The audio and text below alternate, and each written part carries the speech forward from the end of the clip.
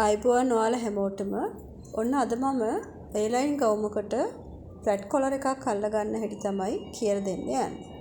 දැන් අපි කොලර් එක අල්ලන්න කලින් මේකේ කොලර් එක මම ගන්න ඕනේ කරවට ප්‍රමාණය. ඔයාලා ටේප් එක අරගෙන මේ සම්පූර්ණ කරවටය වෙනගන්න මෙන්න මෙතෙන්ට එනකම්. මොකද මෙතන ඉඳන් තමයි අපේ කොලර් එක යන්නේ. සම්පූර්ණම කරවට වෙනගන්න. මම මේ වගේ ස්ටිප් කොටසක් දෙකට නවලා අරගෙන තියෙනවා. ඒකේ මේ විදිහට මම අඟලක් මාක් කරගත්තා. එතකොට මේකේ දිග වෙන්න ඕනේ. දැන් මගේ කරවට මිම්ම ආවේ 12 මාරයි. එතකොට 6යි කාලක් ලකුණු කරනවා.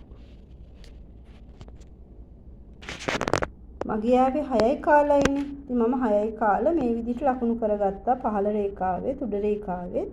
ඒ ලකුණු කළ එතනින් අඟල් කාලක් උඩට එසෙව්වා. මේ කෙලවලුත් අඟල් කාලක් උඩට එසෙව්වා. ඔසවලා මේ විදිහට හැඩ කරලා ඇඳගත්තා.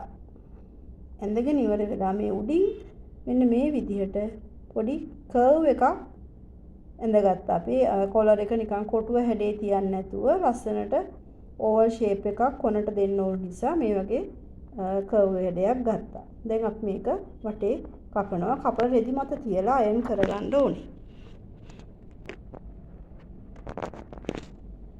මේ විදිහට තමයි එන්නේ. මේ විදිහට ස්ටිප් එක අපි අයන් කරගෙන බෙල්ලට අහු වෙන කොටස, ඒ කියන්නේ කරවටේට යන කොටස ලස්සනට නවාගෙන එකත් අයන් කර ගන්නවා. ඊළඟට අපේ රෙදි කොටස අරගෙන හොඳ පිට පැත්ත අපේ පැත්තට හරවගෙන මේ කොටස මේ විදිහට තියලා මෙන්න මේ edge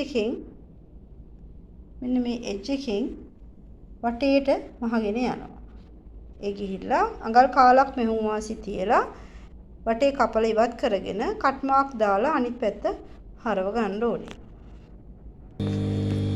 මේ විදිහට නවලා අයන් කරගත්ත කොටස පුට් එකේ වාසියෙන් අපි මහ ගන්න ඕනේ.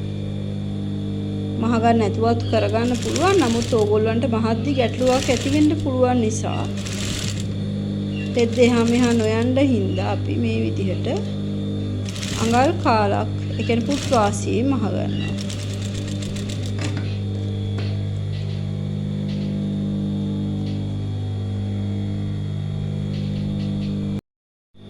හරි. මේ විදිහට තමයි දැන් අපි අනිත් පැත්ත හරව ගත්තාම අපේ කොළ කොටස තියෙන්නේ. ඊළඟට මම මේ නවාගත්තට පස්සේ මෙන්න මෙතන මේ ලයින් එක කෙලින් මේ විදිහට පොඩි මාක් ටිකක් දාගෙන ගියා. ඔයාලට පේනවද දන්නේ රතු පාටි. ඒක තමයි අපේ බෙල්ල වටේට, ඒ කියන්නේ කර වටේට ඇල්ලෙන තැන. මෙහුම් පාරේ යන්න ඕනේ මෙතනින්. අඟල් භාගයක් විතර තියලානේ අපි මේ කපන් තියෙන්නේ. එතකොට ඒක තමයි අපේ ලයින් මහ ගන්න ලේසි වෙන්න යොදාගත්ත සටහනක් පොඩි මාක් එකක්. හරි. අපි දැන් බලමු ඇඳුමට කොහොමද අල්ලන්නේ කියලා. මේ විදිහට කොලර් එකේ සෙන්ටර් මාක් දා ගන්න ඕනේ අපි. මෙන්න මෙහෙම. කරෙත් අපි මේ විදිහටම සෙන්ටර් මාක් එකක් දාගත්තා. පිටුපසින් තමයි මේක දාන්නේ. එතකොට අපේ කොලර් එක ඇල්ලෙන්නේ කන පිට පැත්තෙන් තමයි මෙන්න මේ විදිහට. කන පිට පැත්තෙන් තියලා මෙහෙම මහලා මේක හරවලා හොඳ පිට පැත්තෙන් තමයි අපි ෆිනිෂ් කරන්නේ. හේතුව තමයි මෙන්න මේ අපේ ස්ටිප් අල්ලපු කොටස. මේ ස්ටිප් අල්ලපු කොටස එන්නේ හොඳ පිට පැත්තට. ඇඳුමේ හොඳ පිට පැත්තට. ඒ කියන්නේ ඒක ලස්සනට නීට් එකට එන්න. ඒ කියන්නේ කොළ එක ලස්සනට, කරේ කොළ එක තියෙනවා ලස්සනට පේන්නේ මෙන්න මේ විදිහට ආවොත් තමයි. ඒ හින්දා අපි මේක කන පිටින් තියලා මහලා හොඳ පිට පැත්තට හරවලා අවුට්ලයින් ගහනවා. බලමු අපි ඒකත් කරන්නේ කොහොමද කියලා. මේ තියෙන්නේ මම මේ විදිහට අල්ලගත්තා. ඔයාලා දෙයක් මතක තියාගන්න. සාමාන්‍යයෙන් මේක මේ කෙලවරේ ඉඳන් අල්ලයි යන්න එපා. මේ කෙලවරේ ඉඳන් මෙහෙට ගේන්න එපා.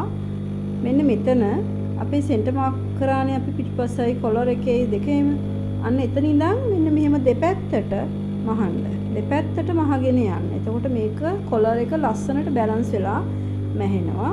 ඊට පස්සේ ඔයාලට පුළුවන් මෙතන ඉඳන් මහගෙන එන්න. එතකොට මෙන්න මේ විදිහට නවලා ඇතුළට අපේ මහපු ටික ඇතුළට එන්න නවලා මෙන්න මෙතනින් අවුට්ලයින් එකක් තමයි ගහගෙන එන්නේ. අවුට්ලයින් එකක් ගහන්න. මේ තියෙන්නේ අපි අවසාන කරගත්ත කොලර් එක. මේ විදිහට තමයි අපේ චයිනීස් කොලර් එක එන්නේ මෙහුවට පස්සේ. මං හිතනවා ඔයාලට පැහැදිලි ඇති කියලා. මේ විදිහට තමයි අපේ කොලර් කොටස එන්නේ අවසානෙට. ඉතින් හරිම ලස්සනට තියෙනවා.